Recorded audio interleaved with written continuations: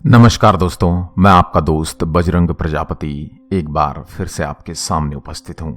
अमर कथा महाभारत का एक और अंक लेकर बात चल रही है अभिमन्यु के चक्रव्यूह पर्व की कि किस प्रकार अभिमन्यु ने चक्रव्यूह में प्रवेश किया और किस प्रकार उसने कौरव सेना को छिन्न भिन्न कर दिया। कहते हैं युद्ध तो योद्धा ही लड़ते हैं, कुछ पराजित होते हैं और कुछ विजयी, परंतु कुछ योद्धा सर्वश्रेष्ठ योद्धा होते हैं जिनका विजय और पराजय से कोई लेना देना नहीं होता। ये वो योद्धा हैं जिनकी प्रशंसा उनके शत्रु भी करते हैं। और सुभद्रा कुमार अभिमन्यु ने इस युद्ध भूमि में वही कर दिखाया है कि द्रोणाचार्य को भी उनकी प्रशंसा करनी पड़ी। सुभद्रा कुमार अभिमन्यु की ऐसी वीरता को देखकर, ऐसी वीरता को सुनकर धृतराष्ट्र बोले, सुभद्रा कुमार ने मेरे पुत्र की सेना को जो आगे बढ़ने से रोक दिया। इसे सुनकर लज्जा और प्रसन्नता से मेरे चित्त की दो अवस्थाएं हो गई हैं। मेरे चित्त की पहली अवस्था प्रसन्नता इसलिए है क्योंकि यह वीर बालक मेरे ही कुल का है, और दूसरी बात यह है कि यह मेरी सेना को छिन्न भिन्न कर रहा है और मेरे ही पुत्र के इस विजय अभियान को रोके खड़ा है।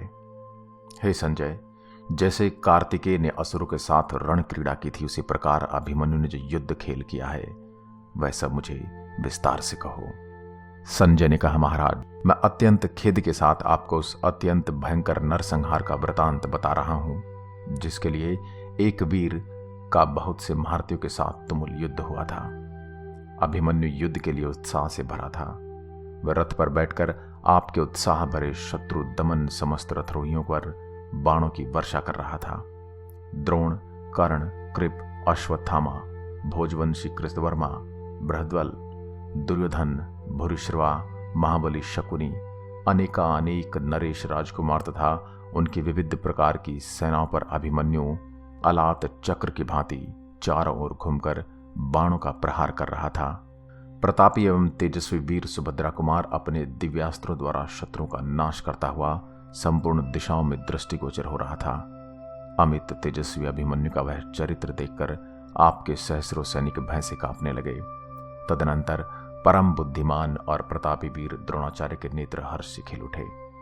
द्रोणाचार्य ने युद्ध विशारद अभिमन्यु को युद्ध में स्थित देखकर आपके पुत्र के मर्म स्थल पर चोट करते हुए से उस समय तुरंत ही कृपाचार्य को संबोधित करते हुए कहा, यह पार्थ कुल का प्रसिद्ध तरुण वीर सुभद्रा कुमार अभिमन्यु अपने समस्त सुहृदों को, राजा युधिष्ठिर, नकुल, सहदेव तथा पांडुपुत्र भीमसेन को, अन्यान्य भाई बंधुओं, संबंधियों तथा मध्यस्थ सुहृदों को भी आनंद प्रदान करता हुआ जा रहा है। मैं दूसरे किसी धनुर्धर वीर को युद्ध भूमि में इसके समान नहीं पाता। यदि यह चाहे तो इस सारी सेना को आज ही नष्ट कर सकता है, परंतु न जाने यह ऐसा चाहता क्यों नहीं है। अभिमन्यु के संबंध में द्रोणाचार्य का यह प्रतियुक्त वचन सुनकर आपका पुत्र राजा दुर्योधन क्रोध से भर गया और द्रोणाचार्य की ओर देखकर मुस्कुराता हुआ सा कर्ण, बहलीक, दुशासन, मद्रराज शल्य तथा अन्य महारथियों से बोला, ये संपूर्ण मूर्धाभिषक्ति राजाओं के आचार्य तथा सर्वश्रेष्ठ ब्राह्मण वेता द्रोण अर्जुन के इस मूढ़ पुत्र को मारना नहीं चाहते हैं। प्रिय सैनिकों, मैं आप लोगों से सच्ची बात कहता हूं, यदि ये युद्ध में मारने के लिए उद्यत हो जाएं तो इनके सामने यमराज भी युद्ध नहीं कर सकता, फिर दूसरा कोई मनुष्य तो इनके सामने टिक ही कैसे सकता है। परंतु ये अर्जुन के पुत्र की रक्षा करते हैं, क्योंकि अर्जुन इनके शिष्य हैं। शिष्य और पुत्र तो प्यारे ही होते हैं, उनकी संतानें भी धर्मात्मा पुरुषों को प्रिय जान पड़ती हैं। यह द्रोणाचार्य से रक्षित होने के कारण अपने बल और पराक्रम का अभिमान कर रहा है। यह मूर्ख अभिमन्यु अपनी मृत्यु को बुलावा देने वाला है। तुम सब लोग मिलकर इसे तुरंत ही मत डालो। राजा दुर्योधन के ऐसा कहने पर वे सब वीर अत्यंत कुपित हो सुभद्रा कुमार अभिमन्यु को मार डालने की इच्छा से द्रोणाचार्य के देखते देखते उस पर टूट पड़े। कुरुश्रेष्ठ उस समय दुर्योधन के उपर्युक्त वचन को सुनकर दुशासन ने उससे यह बात कही, महाराज, मैं आपसे प्रतिज्ञा करता हूं, मैं पांचालों और पांडवों के देखते देखते इस अभिमन्यु को युद्ध में मार डालूंगा। जैसे राहु सूर्य पर ग्रहण लगता है, उसी प्रकार आज मैं सुभद्रा कुमार अभिमन्यु को ग्रास लूंगा। इतना कहकर उसने जोर जोर से गर्जना करके पुनः क्रूराज दुर्योधन से इस प्रकार कहा, सुभद्रा कुमार अभिमन्यु को मेरे द्वारा मारा हुआ जानकर अत्यंत अभिमानी श्री कृष्ण और अर्जुन इस जीवलोक से प्रतलोक को चले जाएंगे, इसमें संशय नहीं। उन दोनों को मरा हुआ सुनकर पांडु के क्षेत्र में उत्पन्न हुए ये चारों पांडव कायरतावश अपने मित्रों के साथ एक ही दिन में प्राण त्याग देंगे। हमारे इस शत्रु अभिमन्यु के मारे जाने के उपरांत सारे दुश्मन स्वतः ही समाप्त हो जाएंगे और हम युधिष्ठिर को बंदी बना लेंगे। राजन, आप मेरा कल्याण मनाइए, मैं आपके शत्रु का नाश किए देता हूं। ऐसा कहकर आपका पुत्र दुशासन जोर जोर से गर्जना करने लगा। वह क्रोध में भरकर सुभद्रा कुमार पर बाणों की वर्षा करता हुआ उसके सामने चला गया। आपके पुत्र को अत्यंत कुपित हो देख शत्रुशुधन अभिमन्यु ने 26 पैने बाणों द्वारा उसे घायल कर दिया। मद की धारा बहाने वाले गजराज के समान क्रोध में भरा हुआ दुशासन उस रण क्षेत्र में अभिमन्यु से और अभिमन्यु दुशासन से युद्ध करने लगे। रथ युद्ध की शिक्षा में निपुण वे दोनों योद्धा अपने रथों द्वारा दाएं बाएं विचित्र मंडलाकार गति से विचरते हुए युद्ध करने लगे। उस समय बाजे बजाने वाले लोग ढोल, मृदंग, दुंदुबी, क्रकच, बड़ी ढोल, भेरी और झांझ के अत्यंत भयंकर शब्द करने लगे। उसमें शंख और सिंहनाद की भी ध्वनि मिली हुई थी। इसके उपरांत इन योद्धाओं में घोर युद्ध होने लगा। उस समय शत्रु वीरों का संहार करने वाले महाबाहु सुभद्रा कुमार ने बड़ी फुर्ती के साथ दुशासन के बाण सहित धनुष को काट गिराया और उसे अपने भयंकर बाणों द्वारा सब ओर से शत विक्षत कर दिया। इसके बाद बुद्धिमान अभिमन्यु किंचित मुस्कुराकर सामने विपक्ष में खड़े हुए दुशासन से, जिसका शरीर बाणों से अत्यंत घायल हो गया था, इस प्रकार कहा, बड़े सौभाग्य की बात है कि आज मैं युद्ध में सामने आए हुए और अपने को शूरवीर मानने वाले तुझ अभिमानी, निष्ठुर, धर्मत्यागी और दूसरों की निंदा में तत्पर रहने वाले शत्रु को प्रत्यक्ष दिख रहा हूं।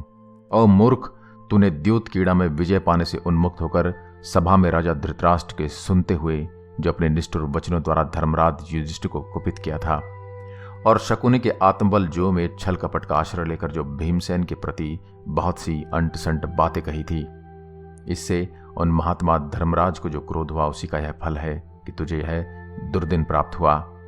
दूसरों के धन का अपहरण, क्रोध, अशांति, लोभ, ज्ञान लोप, द्रोह, दुस्साहपूर्ण बर्ताव तथा मेरे गुरु धनुर्धर पितरों के राज्य का अपहरण, इन सभी बुराइयों के फलस्वरूप उन महात्मा पांडवों के क्रोध से तुझे आज यह बुरा दिन प्राप्त हुआ है।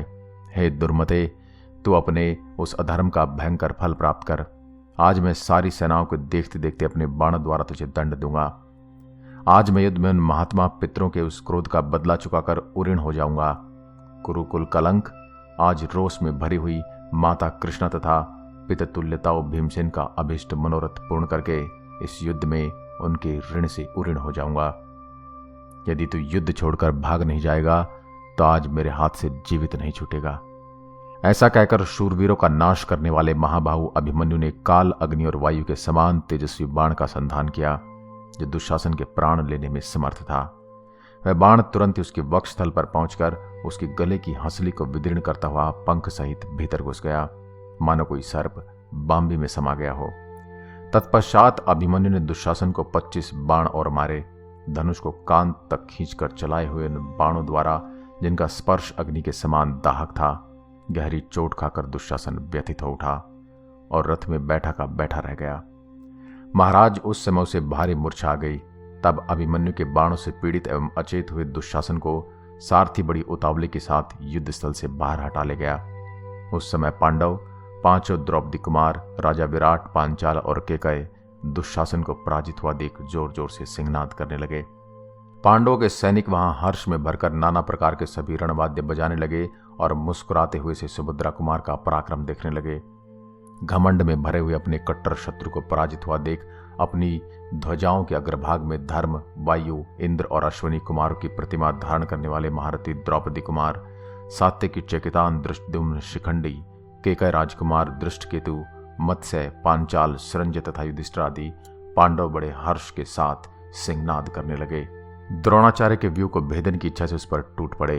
तदनंतर विजय की अभिलाषा रखकर युद्ध में पीठ न दिखाने वाले आपके शूरवीर सैनिकों का शत्रुओं के साथ महान युद्ध होने लगा।